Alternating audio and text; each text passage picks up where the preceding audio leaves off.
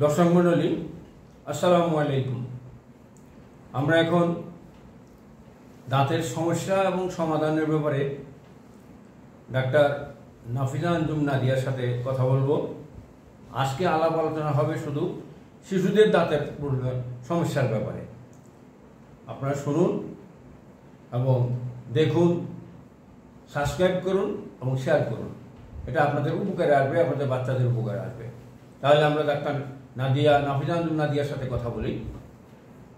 Doctor madam, আপনি আজকে আমাদের এই পর্বে, প্রথম পর্ব তো হয়ে গেছে আমাদের, দ্বিতীয় পর্বে শিশুদের দাঁতের সমস্যার সমাধানের ব্যাপারে কিছু বলুন।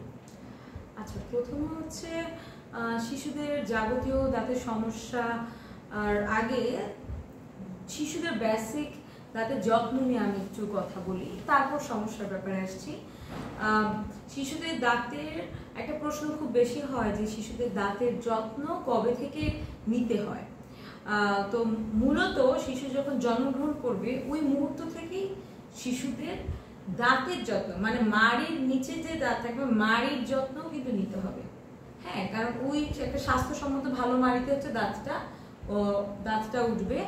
তো তখন যে শিশুদের দাঁত নেই সেই ক্ষেত্রে হচ্ছে তার মাড়ির যত্নটা কিরকম হবে, একটা পরিষ্কার পাতলা কাপড় দিয়ে হচ্ছে আপনার হালকা ভিজিয়ে কাপড়টাকে মাড়িটা প্রতিবারই যখন বাচ্চাকে দুধ খাওয়ানো হবে মাড়িটা পরিষ্কার করে দেওয়া হবে।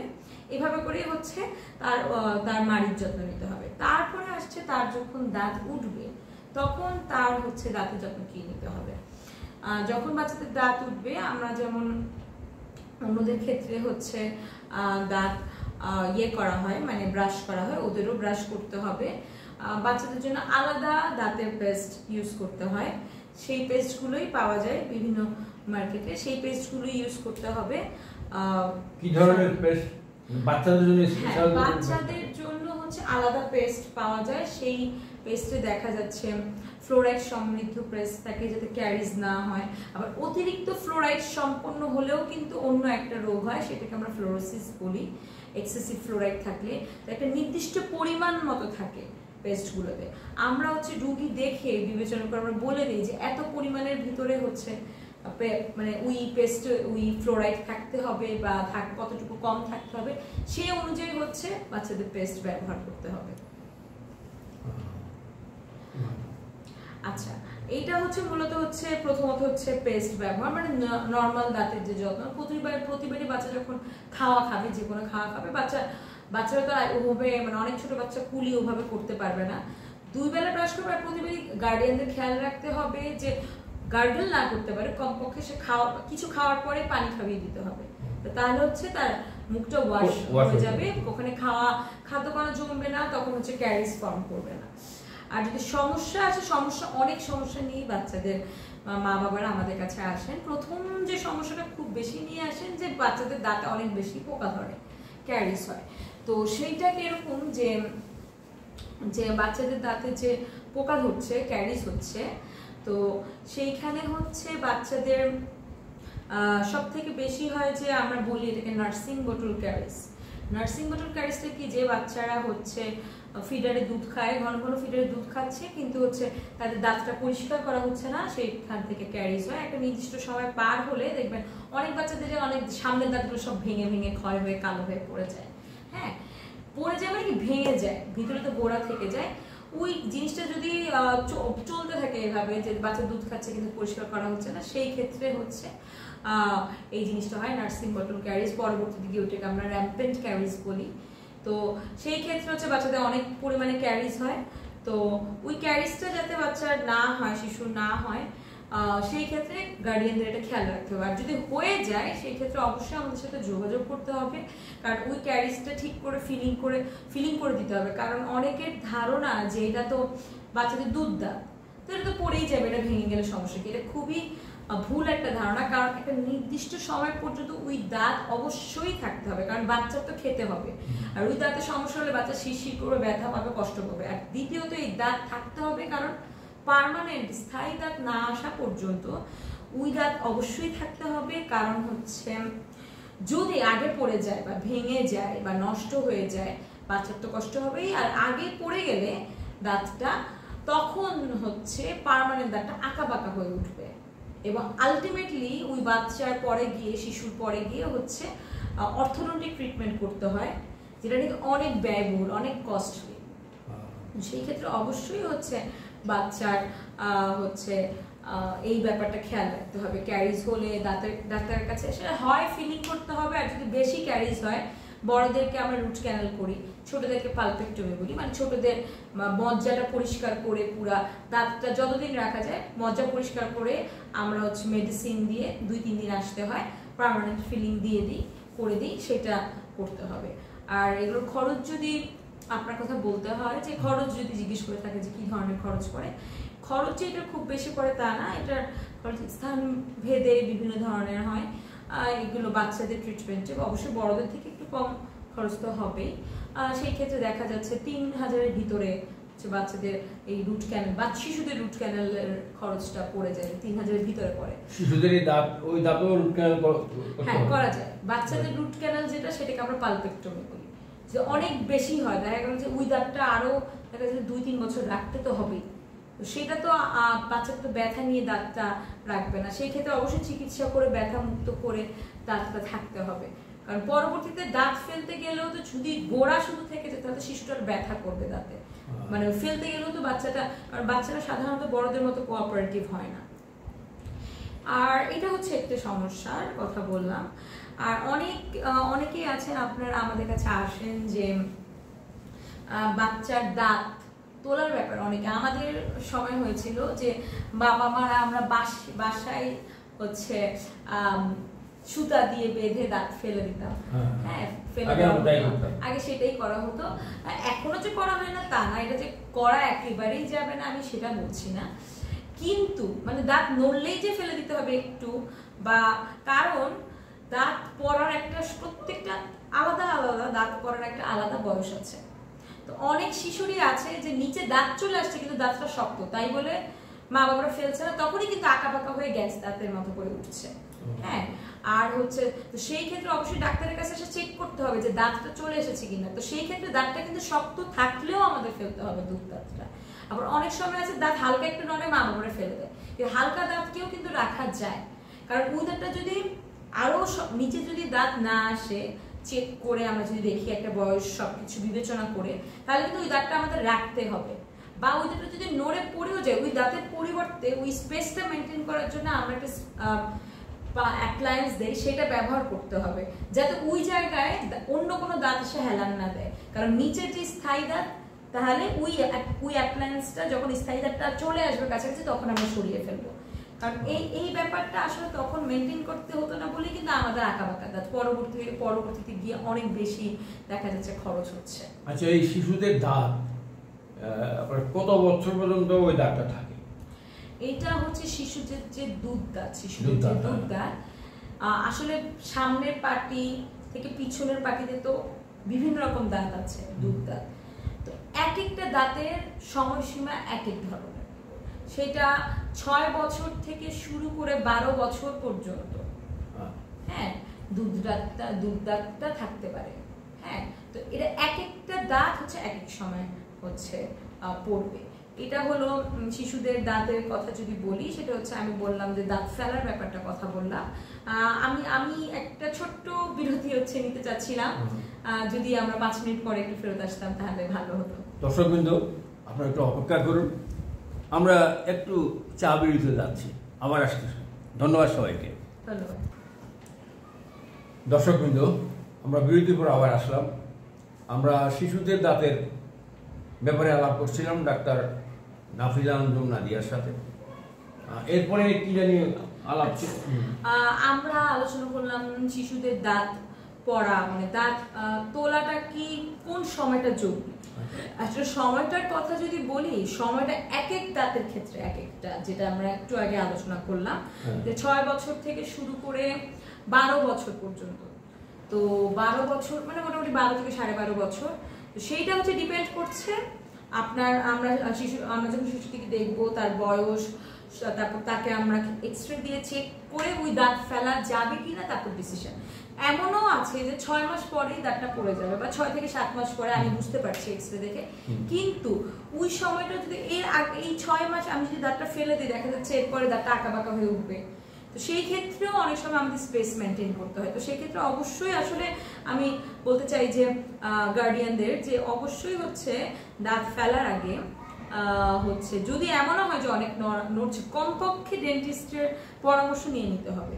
যদি এমন মনে হচ্ছে যে খুব বেশি নড়ছে, আপনার কাছে যদি মনে হয় যে আমি বাসায় সুতা দিয়ে ফেলতে পারবো, ঠিক আছে, welcome, you are most welcome, ফেলতে পারেন, কিন্তু অবশ্যই সময়সীমাটা ডেন্টিস্ট দেখে আপনাদের বুঝে নিতে হবে। আর আরেকটা জিনিস, আমাদের শিশুদের দাঁতে কিন্তু গোড়া থাকে এরকম ছড়ানো, তো সেই ক্ষেত্রে ফেলার সময় আমরা তো সুতা দিয়ে টান দিয়ে যে আনছেন, খেয়াল রাখতে হবে যে যদি গোড়ার নিচের অংশ রয়ে যায়, তো সেইটা হচ্ছে নর্মালি আমরা গার্ডিয়ানরা ভুল করি, যে খেয়াল করি না, যেটা নাকি আমরা ডেন্টিস্টে ফেলার পরে চেক করি যে গোড়া টোড়া সব ঠিকভাবে চলে আসছে নাকি দাঁতে, আর এরপরে হচ্ছে আমরা ফেলি, এটাই হচ্ছে কথা।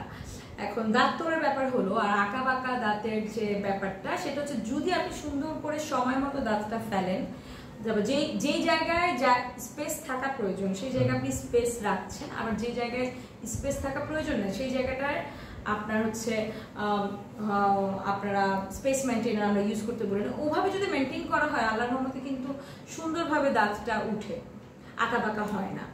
শুধু একটা জিনিস হচ্ছে, বাচ্চাদের 8 থেকে 9 বছরের সময়, 8 বছরের সময় অনেক গার্ডিয়ানই কমপ্লেন নিয়ে আসে যে বাচ্চার দাঁত, সামনের দাঁত আরো বেশি সামনে, যেটাকে আমরা বলি হাঁসের পায়ের মতো যেন দাঁতগুলো ছড়িয়ে আছে, সামনের দাঁত বেশি সামনে, মানে এরকম হয়ে থাকে। হ্যাঁ, অনেকে কমপ্লেন নিয়ে আসে যে সামনের দাঁত বেশি ছড়িয়ে আছে, তো এইটাতে আমার বাচ্চা কি ট্রিটমেন্ট করতে হবে।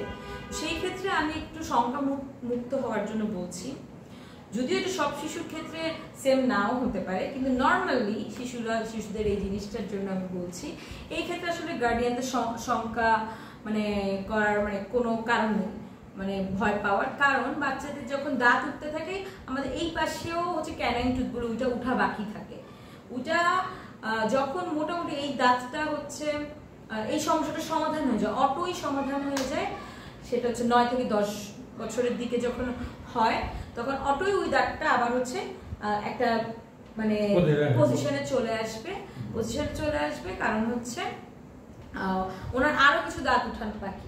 নিচে থেকে যখন দাঁতগুলো চাপ দেয়, এই কারণে বিভিন্ন দাঁতের চাপের কারণে এই জিনিসটা হয় যে সামনের দাঁতটা বেশি সামনে চলে আসছে, এরকম লাগে। যদি 10 বছর পার হওয়ার পরেও এরকম লাগে, সেই ক্ষেত্রে অবশ্যই আমাদের সাথে যোগাযোগ করতে হবে যে সামনের দাঁতগুলো এখনো সামনে কেন। আর এটা হলো আরেকটা বিষয়, এটা নিয়ে আমাদের কাছে অনেক ক্ষেত্রে হচ্ছে রোগীরা আসে দাঁতের ব্যাপার হচ্ছে কথা বলতে, বাচ্চাদের ব্যাপারে। এখন আরেকটা জিনিস, যেটা বাচ্চাদের মুখে ঘা, বাচ্চাদের মুখে, ঠোঁটে, জিহ্বায় অনেক সময় ঘা হয়, ঘাটা দেখতে অনেকটা সাদা রঙের হয়, তো জলে জ্বালা পড়া হয়, বাচ্চাদের খেতে কষ্ট হয়। তো সেটা নিয়ে অনেক বেশি আসে, সেটা নিয়ে গার্ডিয়ানরা কি করতে পারে, এটা যদি আমি বলি, আর আমরা কি করতে পারি। প্রথমত আমি বলবো যে এটার কারণ কি। এটার কারণ হচ্ছে বাচ্চাদের বেশিরভাগ সময় হিস্ট্রি নিয়ে দেখা যায় বাচ্চারা দুশ্চিন্তায় থাকে, স্ট্রেসে, পরীক্ষা থাকে, আর বাচ্চারা অনেক ইমোশনাল, অনেক নাজুক, ওরা কিছু হলে কোনো কিছু নিয়ে ওরা হচ্ছে মন খারাপ করে, অল্পতেই মন খারাপ করে। বাচ্চাদের আর আরেকটা ব্যাপার হচ্ছে, আমরা তখন বাচ্চাদের সাথে একাভাবে কথা বলে জিজ্ঞেস করি যে ওর কোনো কারণে মন খারাপ নাকি। তো ফ্যামিলিতে যদি স্ট্রেস থাকে, মা বাবার ভিতরে যদি ঝগড়া হয়, তো সেই ক্ষেত্রে একটা মানসিক প্রভাব কিন্তু শিশুর উপর পড়ে, এবং ওই মানুষ ইভেন পরীক্ষা যা কিছু বলার, অনেক গার্ডিয়ানই আছেন যে শিশুদেরকে পরীক্ষার রেজাল্ট এগুলো নিয়ে অনেক প্রেশারাইজড করে, তো সেটা নিয়ে শিশুরা কিন্তু অল্পতেই দুশ্চিন্তা করে, ওরা দুশ্চিন্তায় পড়ছে। তো আর ইভেন ফ্যামিলিয়াল বিভিন্ন ইস্যুতেও যদি হচ্ছে বাচ্চারা দুশ্চিন্তায় থাকে, সেই ক্ষেত্রে সেই স্ট্রেস থেকেও কিন্তু এই ঘাগুলো হয়। এর একটা মূল কারণ হচ্ছে এইটা। আর সেকেন্ড কারণ হচ্ছে বাচ্চারা অনেক সময় ব্যথা পেয়েও এই ঘাগুলো হয়, দাঁতে কামড় লেগে ব্যথা পেয়েও হচ্ছে এইগুলো হয়, অনেক সময় হচ্ছে ওষুধ থেকেও হতে পারে, বিভিন্ন ওষুধ থেকে। তো সেই ক্ষেত্রে গার্ডিয়ানরা কি করতে পারে, গার্ডিয়ানরা যেটা করতে পারে যে বাচ্চাদের জন্য বাসায় একটা সুন্দর পরিবেশ দিতে হবে, বাচ্চাদের পড়াশোনার ক্ষেত্রে এত বেশি স্ট্রেস দেওয়া যাবে না, স্ট্রেস থেকে এই জিনিসটা হয়, এটাই গার্ডিয়ানরা করতে পারে। আর সেকেন্ড যে জিনিসটা করতে পারে, যখন বাচ্চার এরকম ঘা হচ্ছে তখন মূলত বাচ্চার অনেক জ্বালা পোড়া করে।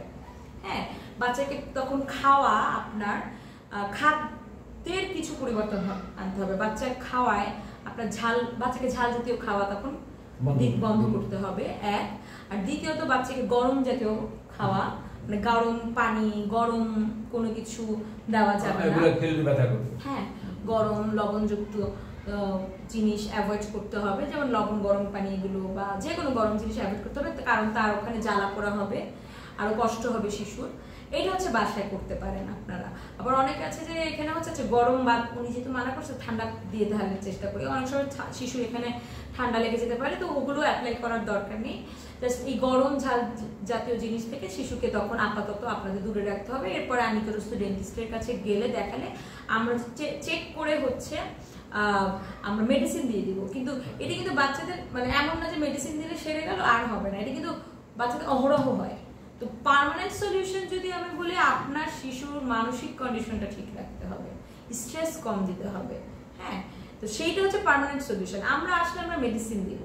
হ্যাঁ, তো সেই ক্ষেত্রে হচ্ছে এই ব্যাপারটা হচ্ছে একটু গার্ডিয়ানদের খেয়াল রাখতে হবে। এটা নিয়ে দুশ্চিন্তার কিছু নেই, জাস্ট হচ্ছে বাচ্চাদের একটা সুন্দর পরিবেশ দেওয়াটা হচ্ছে এটার একমাত্র পার্মানেন্ট সমাধান, কিন্তু এটা নর্মালি বাচ্চাদের হয়েই থাকে। আর এখন যদি আসি আরেকটা ব্যাপার, ট্রমা। বাচ্চাদের প্রচন্ড, বাচ্চারা তো ছোট শিশু, ওরা খেলাধুলা করতে গিয়ে ওদের অনেক অ্যাক্সিডেন্ট হয়, এবং অ্যাক্সিডেন্ট হলে ওদের খুবই কমন ওদের সামনের উপরের দাঁতগুলো হয় ভাঙে, নইলে হচ্ছে পড়ে যায়, নইলে হচ্ছে ভিতরে ঢুকে যায়, অনেক ব্লিডিং হয়। এটা নিয়ে আমি কিছু বলতে চাই, সেটা হচ্ছে অবশ্যই এটা ট্রিটমেন্ট তো বাসায় হবে না, আমাদের কাছে আসতে হবে। কিন্তু আমাদের কাছে আসার আগে কিছু জিনিস করতে হবে যেটাতে আমাদের সুবিধা হবে ওদেরকে ট্রিটমেন্ট দিতে। প্রথমত হচ্ছে যখন শিশুরা ব্যথা পাবে, অবশ্যই ব্লিডিং হবে, অনেক ব্লিডিংটা আগে কন্ট্রোল করতে হবে। আপনি কোনো তুলা বা কোনো গজ পরিষ্কার নিয়ে হচ্ছে ওই জায়গাটা চেপে ধরে রাখতে হবে যাতে ব্লাডটা পড়া বন্ধ হয়, এক। আর দুই হচ্ছে যদি এমন হয় যে সে আঘাত পেয়ে দাঁত পড়ে আসছে, তাহলে আপনারা অবশ্যই দাঁতটা ফেলে রেখে চলে আসবেন না।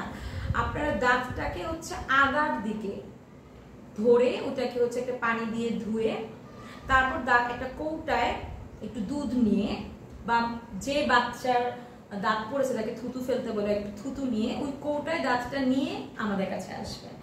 আর যদি আশেপাশে কোনো কৌটা না থাকে তাহলে দাঁতটা আগায় ধরে একটু পানি দিয়ে পরিষ্কার করে, অবশ্যই গোড়ার দিকে দাঁতটা ধরা যাবে না, ঠিক আছে, পরিষ্কার করে, এবং কোনো টিস্যু দিয়ে পেঁচানো যাবে না বা দাঁতটা মুছা যাবে না, ভেজা থাকতে হবে। বাচ্চা যদি পারে তাহলে তার দাঁতের মানে দাঁত ও গালের মাঝখানে যে বাক্কাল মুখের যে ফোল্ড মানে জায়গাটা, গর্তটা, ওই জায়গায় দাঁতটা ধরে চাপিয়ে আনতে হবে। যদি সে গিলে ফেলার সম্ভাবনা থাকে তাহলে এই টেকনিকটা অ্যাভয়েড করতে হবে। তাহলে হচ্ছে একটা কৌটায় বাচ্চাকে থুতু ফেলতে বলে সেই থুতুতে নিয়ে আসতে হবে, অবশ্যই যার দাঁত তার থুতু, ঠিক আছে। আর নইলে হচ্ছে দুধ বা বাচ্চাদের এখানে রাখলে বাচ্চারা গিলে ফেলাটাই, হ্যাঁ গিলে ফেলাটা হচ্ছে স্বাভাবিক। তো সেই ক্ষেত্রে নিয়ে আসলে তখন হচ্ছে আমাদের প্রথম চেষ্টা থাকবে দাঁতটাকে রাখা।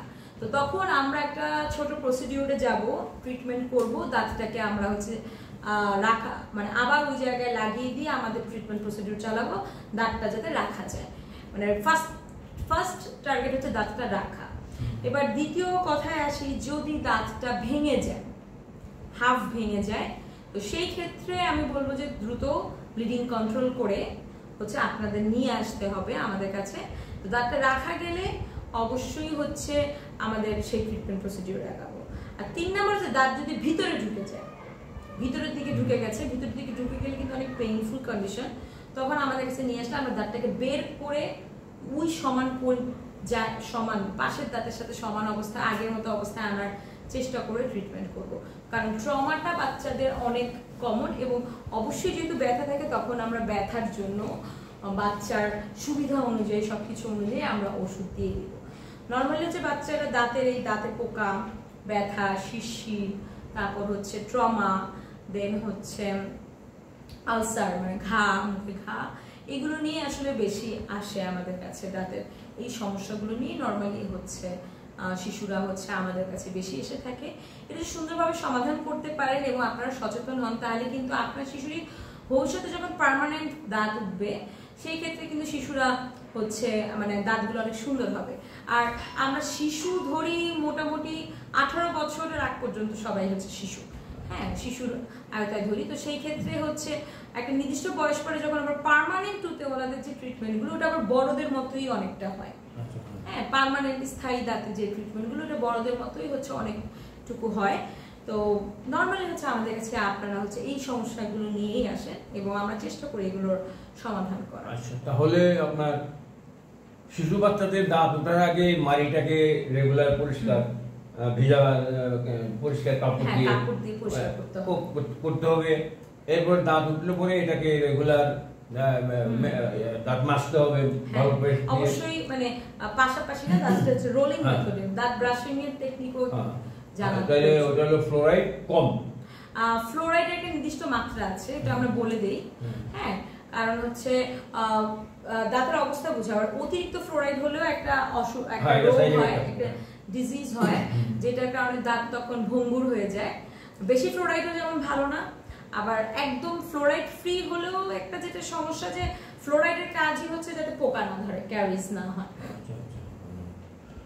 ঠিক আছে ম্যাডাম, আমরা দর্শক মণ্ডলী আমরা শিশুদের দাঁতের সমস্যা এবং সমাধানের ব্যাপারে আমরা আলাপ করলাম।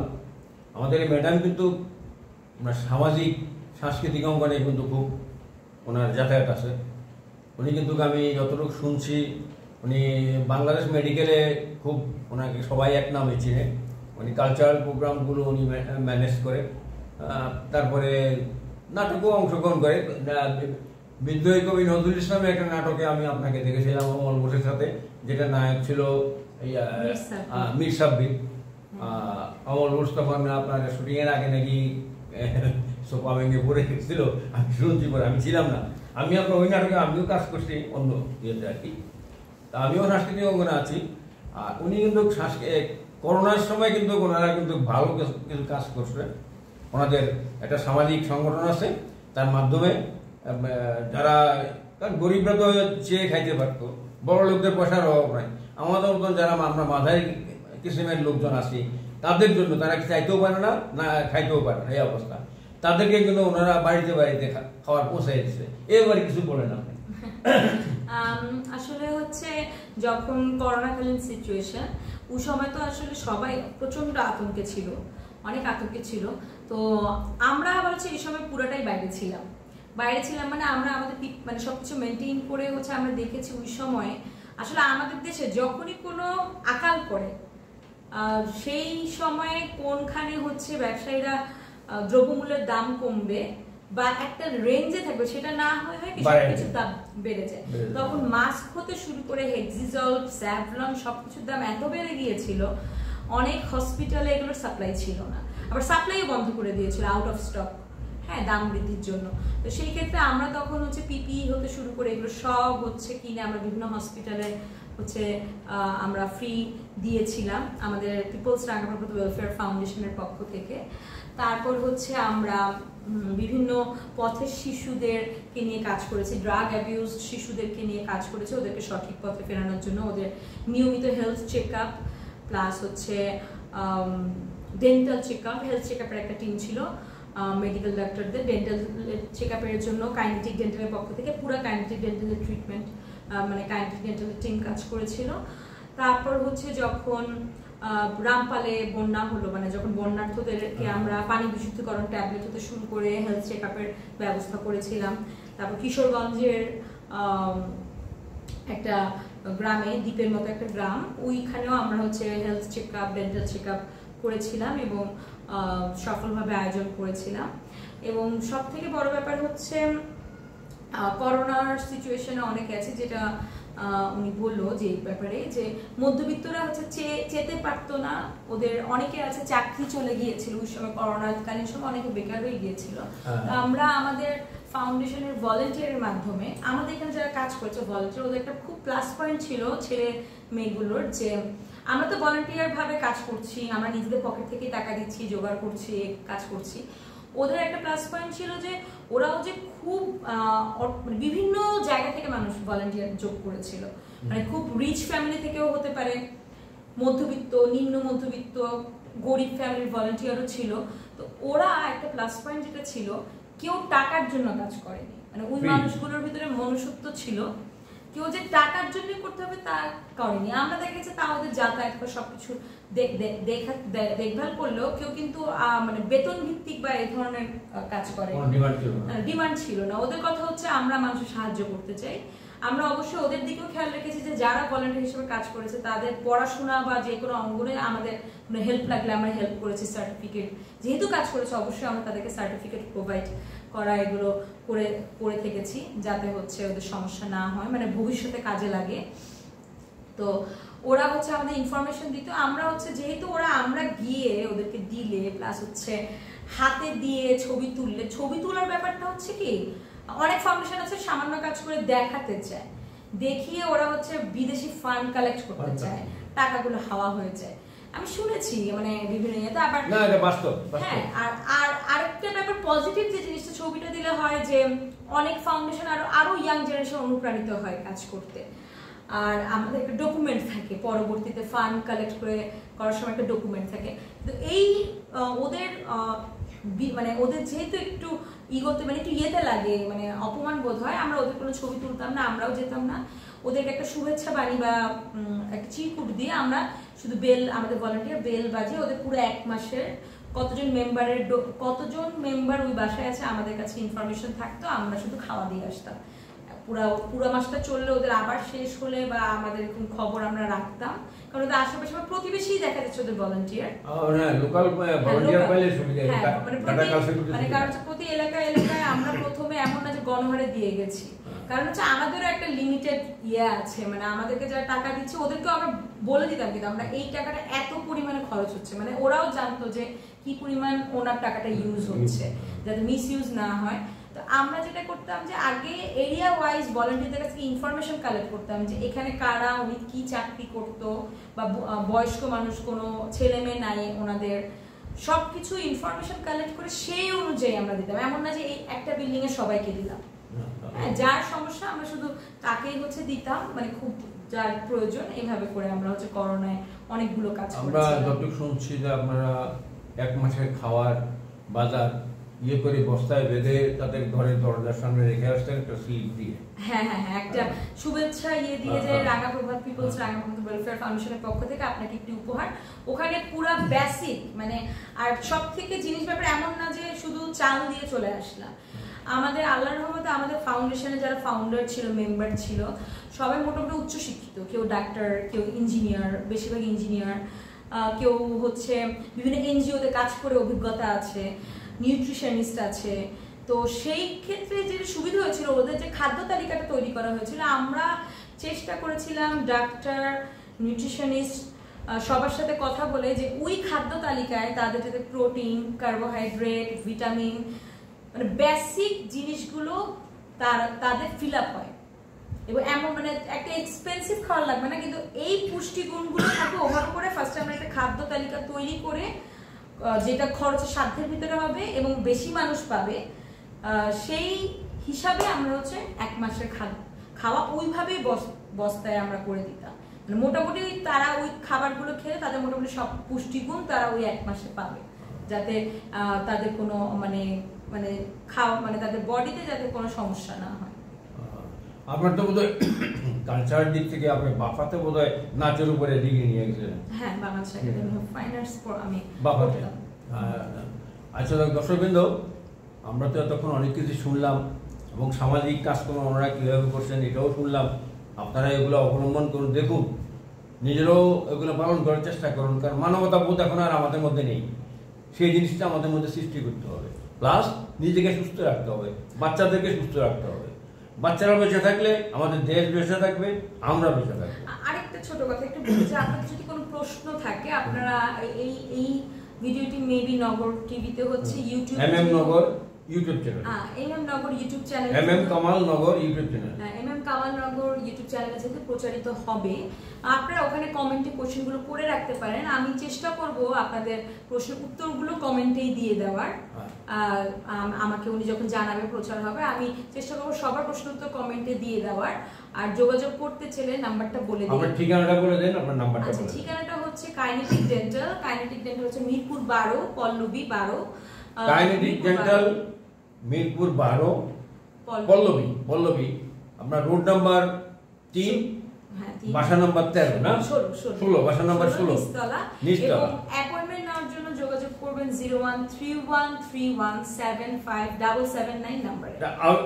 আবার বলেন 013131757779 এই নম্বরে হোয়াটসঅ্যাপ আছে, ওখানে আমাদের পেজ লিংক সব দিয়ে দেবো। ওখানে আমরা ফ্রি অনলাইন কনসালটেশনও হচ্ছে, আমাদের ডাক্তাররা সবাই হচ্ছে, আমি বলুন বা অনেকেই আমরা হচ্ছে করে থাকি। যারা যদি অনেক দূরেও থাকেন, কোনো ইমার্জেন্সি প্রয়োজনে দাঁত রিলেটেড, সেই ক্ষেত্রে আপনারা আমাদের এখান থেকে অনলাইন ফ্রি কনসালটেশন হচ্ছে। এই নম্বরে আপনারা যোগাযোগ করবেন। আর সবচেয়ে বড় সুবিধা হলো মিরপুরবাসীর জন্য অনেক সুবিধা, কারণ যেহেতু এই ওনার চেম্বারটা মিরপুরেই, উনি মিরপুরেরই বাসিন্দা, কাজেই মিরপুরের লোকদের জন্য তো অনেক সুখবর এটা, আমি মনে করি। তো আশা করি আপনারা শুনে উপকৃত হবেন এবং এটা শুনে দেখে আপনারা এই কামাল নগর ইউটিউব চ্যানেলকে সাবস্ক্রাইব করবেন, শেয়ার করবেন এবং আপনারা কমেন্ট করবেন। কমেন্ট করলে আমরা তার রিপ্লাই দেওয়ার চেষ্টা করবো ডাক্তার ম্যাডামের মাধ্যমে। সবাইকে ধন্যবাদ। আসসালামু আলাইকুম। আসসালামু আলাইকুম।